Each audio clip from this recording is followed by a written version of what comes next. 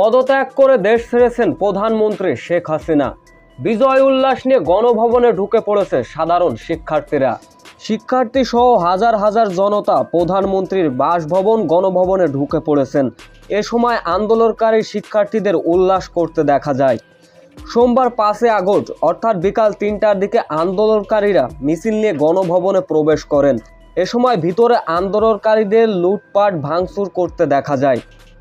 এদিকে এক বার্তা সংস্থা এএফপি এক প্রতিবেদনে জানিয়েছে, কোটা সংস্কারী আন্দোলনকারীকে কেন্দ্র করে দেশের পরিস্থিতি এমন হয় দেশ ছেড়েছেন প্রধানমন্ত্রী শেখ হাসিনা। বেলা 2:30টার দিকে গণভবন থেকে একটি সামরিক হেলিকপ্টারে শেখ হাসিনা এবং তার ছোট বোন শেখ রেহানাকে সঙ্গে নিয়ে পাড়ি জমিয়েছেন অন্য দেশে।